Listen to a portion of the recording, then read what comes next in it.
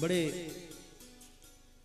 जगत गुरु रामानंदाचार्य के सुप्रसिद्ध भक्त और आप सब भी जानते होंगे श्री धन्ना जाट जी। धन्ना जाट जी को बड़ा सम्मान दिया है संतों ने, क्योंकि ये खेती करने वाले किसान के रूप में थे।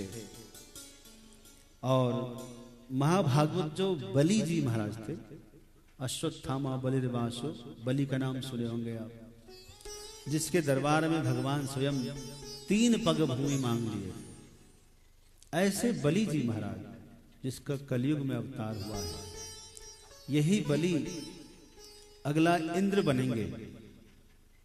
अभी जो इंद्र है उसका नाम है पुरंदर, लेकिन इसके आगे जो इंद्र बनेंगे वो सम्राट बलि बनेंगे।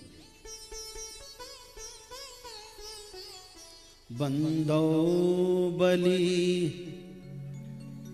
जिन कलि तरन धरियो,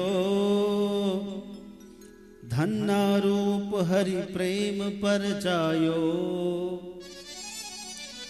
बलि जी के बारे में कहते हैं कि कलयुग में धन्ना के रूप में भगवान को प्रेम से प्रकट कर दिया।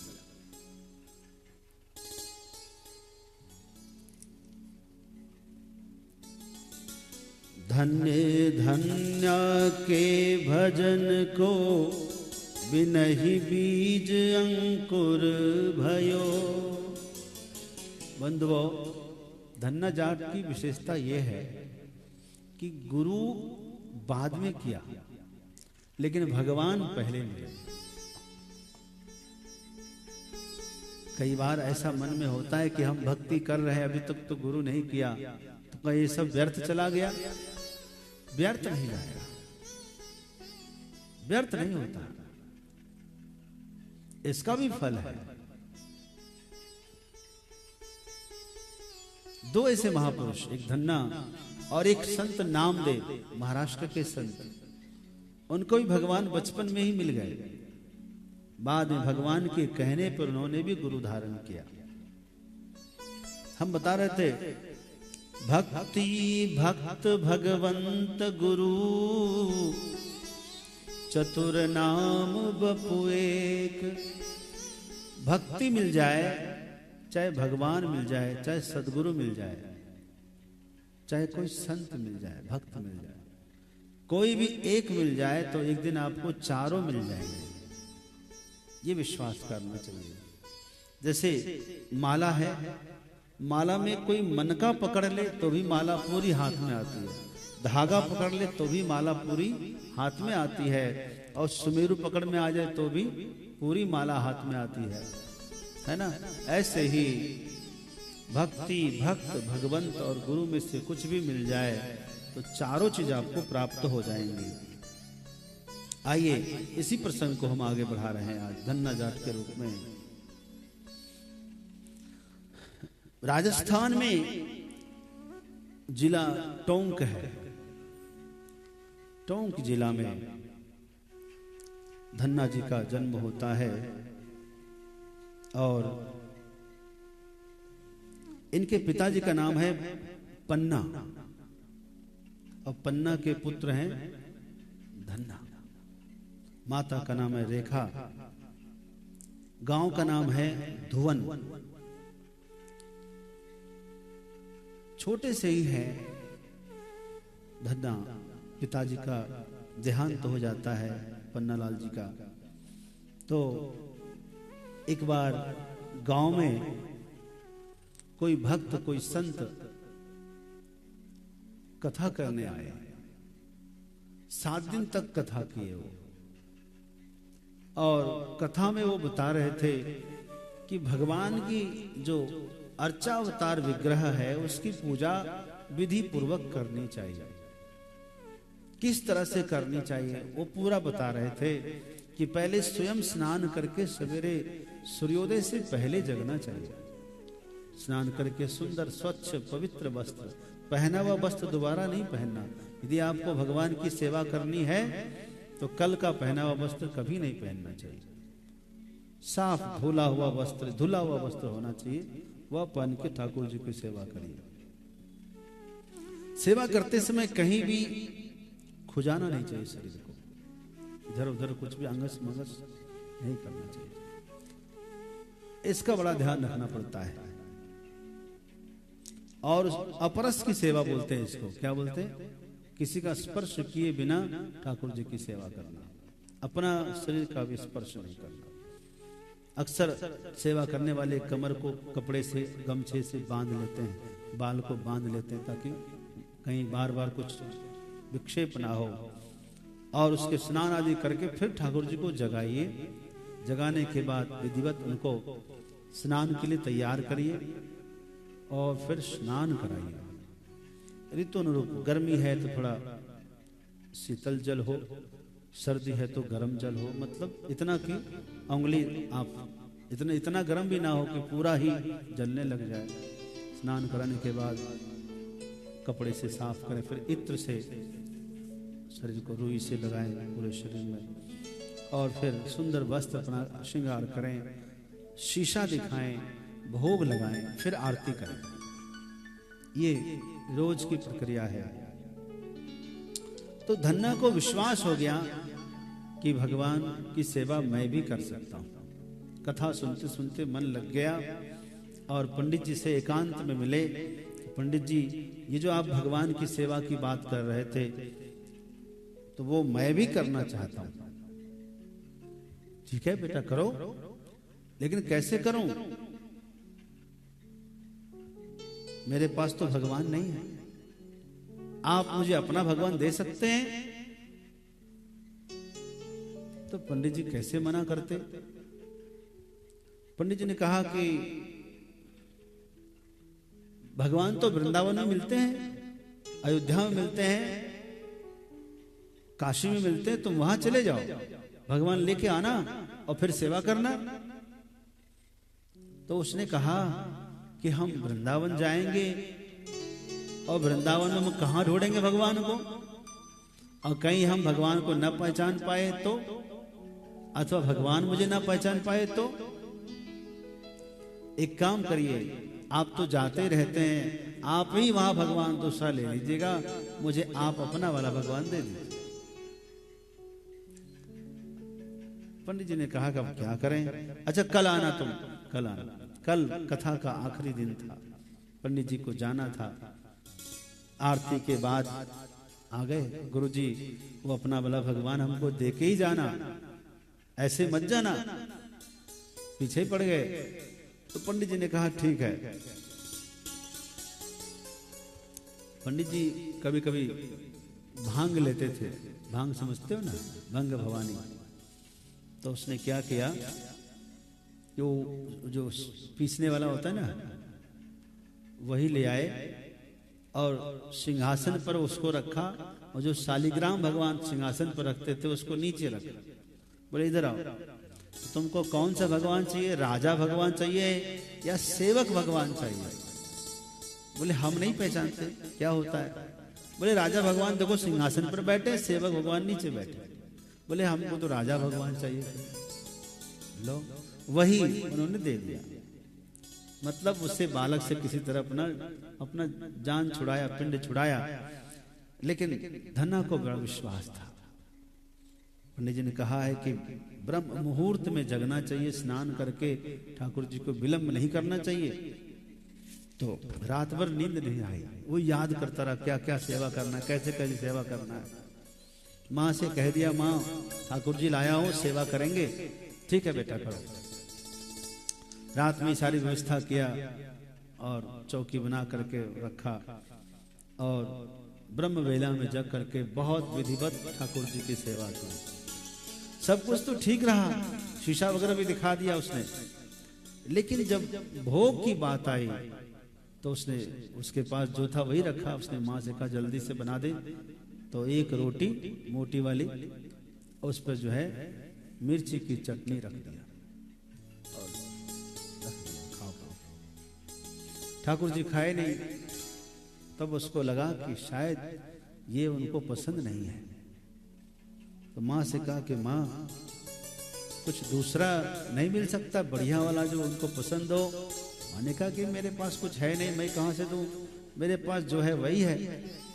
और भगवान तो भाव के भूखे, तुम कहो यही खा ले। सारा दिन इंतजार किया, भगवान खाए नहीं। रात में फिर दूसरा बनाया माने, वो भी नहीं खाए तो ये भी नहीं खाया। अगले दिन फिर सुबह फिर विधिवत उसने ठाकुर जी की सेवा शुरू की। और अब वो जिद करने लगा। बालक था, उसको विश्वास था, उनको लग रहा था शायद भगवान को ये पसंद नहीं है। पंडित जी बढ़िया बढ़िया खिलाते होंगे, काजू बादाम मेवा मिश्री मिष्ठान खिलाते होंगे, लड्डू खिलाते होंगे, और हमारे पास तो ये रोटी है और चटनी है, इसके अलावा कुछ है नहीं। तो बार बार प्रार्थना करे, हे प्रभु हे प्रभु हे प्रभु, मेरे पास और कुछ नहीं है, यही है, इसके अलावा यही खा लो। अब हमारे अब पंडित जी चले गए, पता नहीं कब आएंगे, कहाँ हम ढूंढेंगे उनको। आपको यही खा के गुजारा करना होगा। 2 दिन हो गया, आप भूखे होंगे, आपकी तबीयत खराब हो जाएगी, और मैं भी तो भूखा हूं, मेरे ऊपर तो देखो स्थिति क्या है। और रोने लगा। जब रोने लगा तो ठाकुर जी पसीज गए, द्रवित हो गए, प्रकट हो गए। धन्ना सचमुच मुझे भूख लगी है। तो बोले तुम आ गए? बोले हाँ आ गए। एकदम पास में आकर के धन्ना के पास बैठ गए ठाकुर जी। तो मैं तो तब से मना रहा हूं, इतनी देर क्यों किया? मुझे भी भूख लगी है। ठाकुर जी उठाकर रोटी खिलाने लगे, धन्ना को खिलाने। नहीं पहले आप खाइए। उसके बाद तो दोनों टाइम जब जब भोग लगाने की बारी आती, भगवान प्रकट हो जाते और रोटी खाते धन्ना की। भगवान ने कहा, धन्ना तुम मुझे इतने प्रेम से खिलाते हो, कहते हैं कि जो खाता है वो कुछ काम भी करता है, तो मुझे भी कुछ काम दे दो। आप क्या करेंगे? मैं सब काम करूंगा। धन्ना के साथ तो भगवान की मित्रता हो गई। पिताजी थे नहीं, खेती का भार भी धन्ना के ऊपर था। तो भगवान ने कहा, धन्ना घर में बहुत कम अनाज रहता है, थोड़ी ज्यादा खेती करो ना, संतों की भी सेवा होगी। बोले कि खेत तो बहुत है लेकिन हम लोग करते नहीं है, चलो हम दोनों करेंगे खेती। तो धन्ना के साथ साथ भगवान जो है खेती करने जाते हैं। एक बार तो ऐसा हुआ कि खेत में बीज बोने के लिए धन्ना गए, और उसी समय कुछ संत जन खेत में ही आ गए। संत जन खेत में ही आ गए। धन्ना ने देखा कि संत जन पधारे। कहां पधारे प्रभु आप लोग? बोले हमने सुना है कि आप बड़े भक्ति करते हैं, तो हमने यही कीर्तन करेंगे खेत में ही। बोले आप कीर्तन करिए, कोई बात नहीं।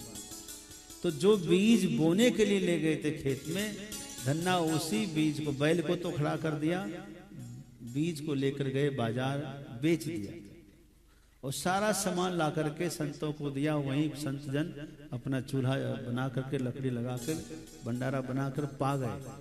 सब खूब कीर्तन किए शाम तक और आशीर्वाद देकर गए। धन्ना अपना बैल लेकर के वापस आ गए। माँ ने कहा कि बीज बो दिया? बोले हाँ बीज तो बो दिया। ये नहीं कहा कि बोया कहाँ, उधर कहीं और बो दिया। बोया था संतों के मुखार बिंद में। अब तो शर्म के मारे धन्ना खेत में जाए ना। भगवान को पता था कि इसने बीज तो बोया है, अब अंकुर होना चाहिए। लेकिन भगवान का ऐसा आशीर्वाद हुआ, खाए थे सब संत जन, लेकिन सब बीज प्रकट हुए कहाँ? खेतों में। खेतों में फसल आ गई, नहीं तो फिर खाने की समस्या होती। लोग आकर प्रशंसा करते कि धन्ना तुम्हारे खेत में बहुत अच्छी फसल है, कौन से बीज लाए हो, किस प्रजाति का बीज लाए हो? तो इनको लगता कि ये लोग हमारे मजाक कर रहे हैं। एक दिन देखने गए तो सचमुच में फसल अच्छी थी, लेकिन धन्ना रोज संतों की सेवा उसके बाद करते रहते। धन्ना को फसल की देखरेख के लिए समय नहीं रहता। किसी ने आकर कहा, धन्ना फसल को तैयार है तो रोज देखरेख करनी चाहिए। ऐसे बिना देखरेख किए फसल कभी किसी की तैयार हुई खराब हो जाती है। कोई पशु आ जाए, कोई चोर आ जाए, कुछ भी हो सकता है। लेकिन धन्ना ने कहा कि अब क्या करें, मेरे पास समय नहीं बचता है। तो भगवान एक दिन स्वयं नौकर का वेश बनाकर आए और कहा कि मुझे कोई नौकरी मिल जाए। धन्ना ने कहा कि क्या नौकरी, आप क्या काम करेंगे? कहा वैसे तो मैं सब कुछ कर लेता हूं, लेकिन रखवाली बहुत अच्छी करता हूं। रखवाली? किसकी रखवाली करेंगे आप? बोले जिसकी आप कहेंगे। खेतों की रखवाली मुझे एकांत में बहुत पसंद है, आप कहें तो मैं आपकी खेतों की रखवाली कर दूं। बोले भाई मेरे पास उतना पैसे नहीं है, क्या लोगे? कहा कि 1/3 लूंगा। 1/3 मतलब समझते हैं? तो बोले ये तो बहुत ज्यादा है। अरे खाद हमारी, बीज हमारा, पानी हमारा, जुताई कुड़ाई हमारी। तो उस नौकर ने कहा कि आप बीज की तो बात मत करिए, बीज आपका नहीं है। तो उनको लगा इनको कैसे पता कि बीज हमारा नहीं है। उनको लगा हो सकता है किसी ने इसको सिखा दिया होगा गांव वाले ने कि बिना बीज की फसल है, ये उनको लगा। अच्छा कोई बात नहीं है, बीज भले हमारा नहीं है लेकिन और सब चीज तो हमारी है। बोले हाँ आपकी है, लेकिन रखवाली करने में तो बहुत मेहनत लगती है, मैं इतना लूंगा, इससे कम नहीं लूंगा। आखिर में वो तैयार हो गया, क्योंकि धन्ना को लग रहा था कि है तो नौकर लेकिन देखने में बहुत अच्छा लग रहा है। रख लिया। कहा कि सुनिए मैं खेत पे ही रहूंगा, मेरे लिए भोजन आप लेकर आना रोज। बोले ठीक है। अब ये भगवान वहां रहते, इसके खेत की रखवाली करते, तो ये रोज अपने घर से भोजन लेकर के जाते उसके लिए। तो भगवान तो कहते जो पक्षी वगैरह आ जाए उसको उड़ाते नहीं थे, भगवान खिलाते थे। और धन्ना नाराज होते कि तुम तो सबको खिला रहे हो, क्या रखवाली कर रहे हो। एक दिन भगवान विश्राम कर रहे थे, धन्ना संतों की सेवा करके थोड़ा विलंब करके आए। भगवान विश्राम करने लगे तो धीरे से जो मंडप होता है ना, वहां खेतों में रखवाली करने के लोग मंडप बनाते हैं, उसको क्या बोलते हैं? मचान। मचान बोलते हैं। तो उसमें धीरे से जब झांका देखा तो साक्षात शेषा अवतार प्रभु है, शेषशाही। क्षीर सागर में भगवान शयन करते हैं, साक्षात नारायण सो रहे। तो बार बार मुख कमल का दर्शन किया, सोचा चरण स्पर्श कर लो। जैसे चरण स्पर्श करना चाहा भगवान जग गए, तो तुरंत भगवान नौकर के वेश में आ गए। वो मुस्कुरा दी धन्ना के, बोले आप चाहे जो कुछ भी करो, मुझे तो पता चल गया आप कौन है। भगवान उसके बाद तो साथ में रहते थे।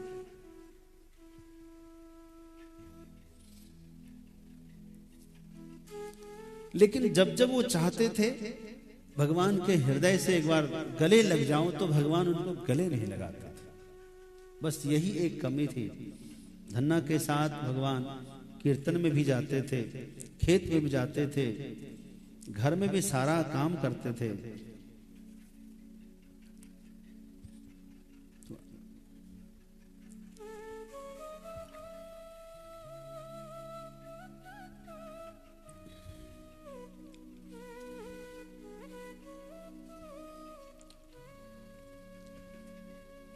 वो लगाओ भोपाली चाहे देश।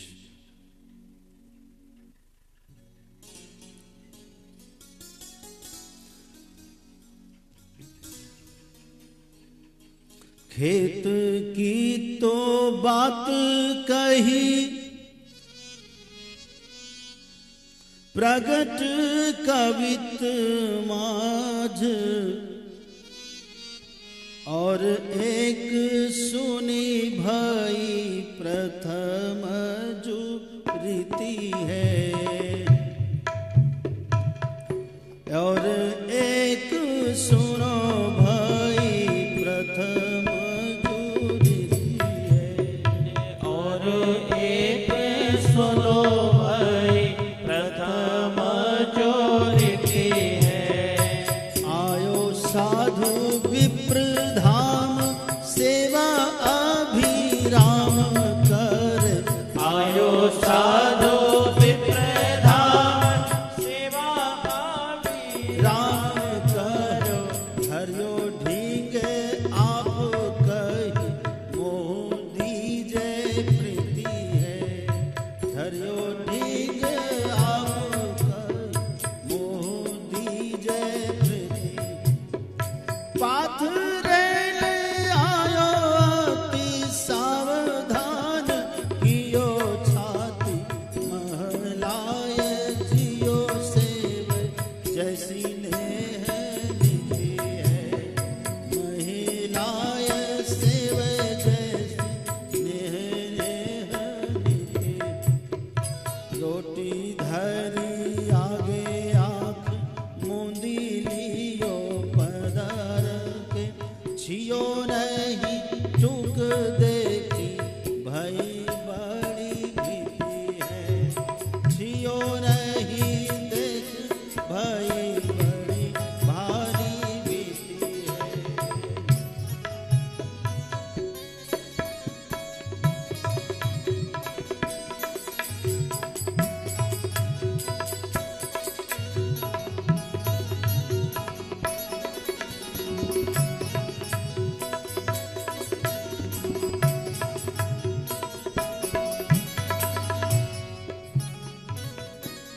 भगवान धन्ना के सहजता और सरलता पर रीझ गए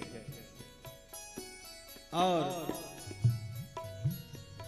इतना आनंद देने लगे। एक अच्छी बात यह है कि घर की माता को भी पता नहीं है कि धन्ना के साथ में जो ये मित्र है ये साक्षात भगवान है। भगवान ने कह रखा है कि आप किसी को बताना नहीं है बात। हाँ, बार बार पाओ पर अरे भूख प्यास तज धर ही ये साची भाव पाई प्रभु प्यारी। अरे दिए साची आयो प्रभु प्यारी। छाक नीत आवनी के भोग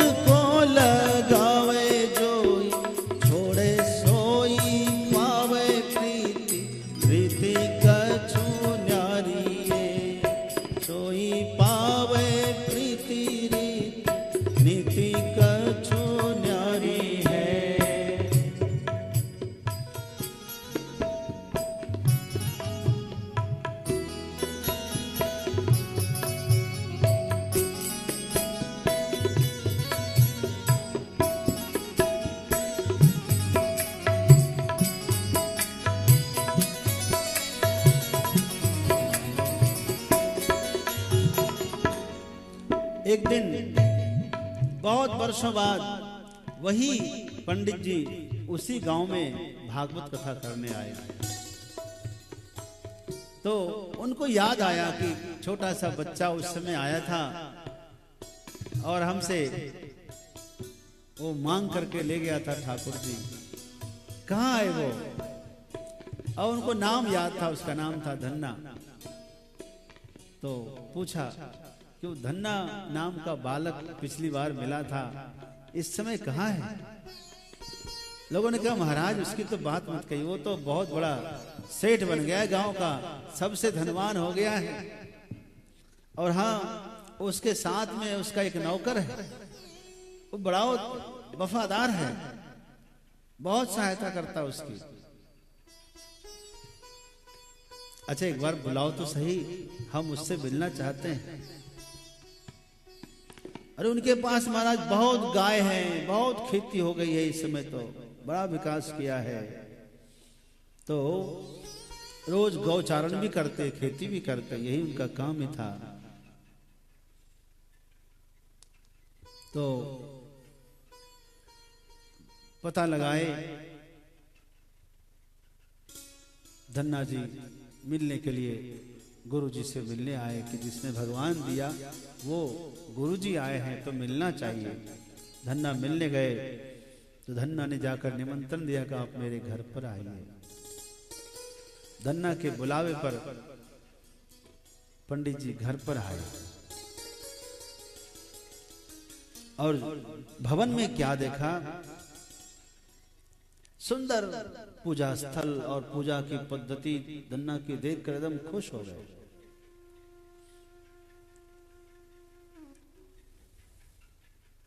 और उस समय में पंडित जी ने कहा कि कैसे पूजा करते जरा बताओ तो सही, सब ठीक चल रहा है? उसने अपने तरीका बताया और भोग कार्य के बारे में बताया कि भगवान मेरे साथ में प्रसाद पाते हैं। इस बात पर पंडित जी हंस दिए, ये नहीं हो सकता, क्योंकि पंडित जी को तो पता था कि भाई भोग हम रखते हैं और फिर घंटी बजा करके उठा लेते हैं। ऐसा तो कहीं हुआ नहीं कि भगवान बैठ करके प्रसाद पाए। ये धन्ना इस पर अडिग था अपने वचनों पर। जाय के भवन सीता रावण प्रसन्न कर, बड़े भाग मानी प्रीति देखी जैसी करी है।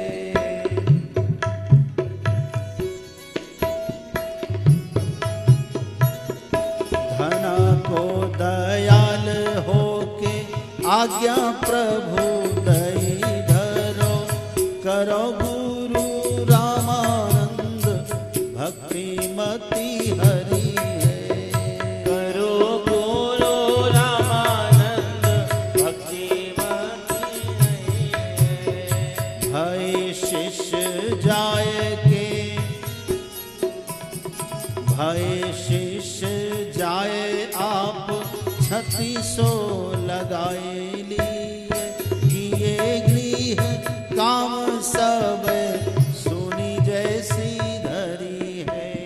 किए काम सब सुनी जैसी धरी है। क्या हुआ, पंडित जी ने आग्रह किया कि तुम बताओ तुम्हारे भगवान कहाँ हैं? तो भगवान वहीं थे, लेकिन पंडित जी को दिख नहीं रहे। कब भगवान ये रहे? तो वो तो ठाकुर जी जो दिए थे शिलपिल्ले वही दिख रहे थे, असली भगवान तो दिख ही नहीं रहे थे। बोले नहीं भगवान ये हैं, भगवान थे। अब धन्ना को तो सामने दिखाई दे, पंडित जी को खाली वो छोटा सा वो जो दिया था वही दिखे, लोढ़ा दिखे। बार बार पंडित जी ने आग्रह किया। आखिर में धन्ना ने कहा प्रभु ये क्या चमत्कार है, क्या लीला है, मेरे सामने आप खड़े हैं और भगवान मेरे गुरुदेव भगवान को नहीं दिख रहे। आप मेरे गुरुदेव को दिखिए, मेरी इच्छा है। और उस धन्ना की प्रार्थना पर भगवान ने गुरुदेव को दर्शन दिया। कई बार गुरुदेव कृपा से भगवान भक्त को मिलते हैं, कई बार भक्त की कृपा से भगवान गुरुदेव को भी मिलते हैं। भगवान ने दर्शन दिया तो कृतार्थ हो गए पंडित जी, भाव विभोर हो गए। वाह वाह धन्ना, तुम्हारी इस नियम निष्ठा से, तुम्हारी भावपूर्ण भक्ति से मैं आज कृतार्थ हुआ, धन्य हुआ। बार बार धन्ना चाहते थे कि मैं भगवान को हृदय से लगूं एक बार, लेकिन भगवान धन्ना को हृदय से नहीं लगाते।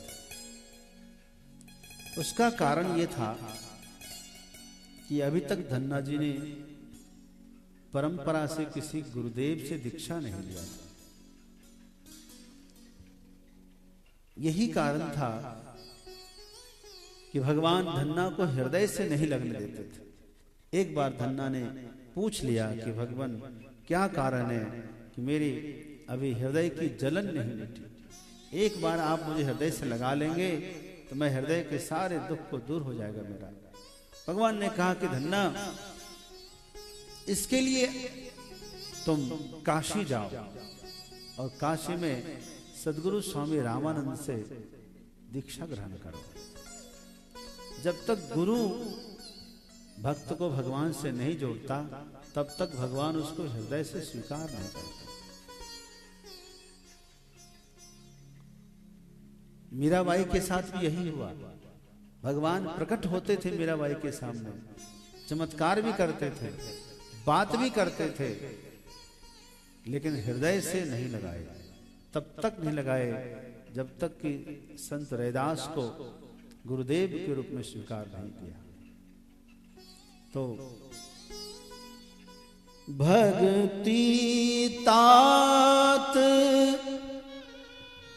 अनुपम सुख मूला, भक्ति तात अनुपम सुख मूला, भक्ति तात अनुपम सुख मूला, भक्ति तात अनुपम सुख मूला, मिलहि जो संत होई अनुकूला, ओ मिलाई जो संत होए अनुकूला, मिलहि जो संत होई अनुकूला। ओ मिलाई जो शंकर होए अनमोला। भक्ति अनुपम सुखों की खान है, लेकिन बंधु भक्ति मिलती नहीं है। तब मिलती है जब कोई संत हमारे अनुकूल हो। कृपा करके आज मन में निश्चय किया कि मैं भी जाऊंगा, काशी जाऊंगा, क्योंकि काशी तो साक्षात विश्वनाथ की नगरी है।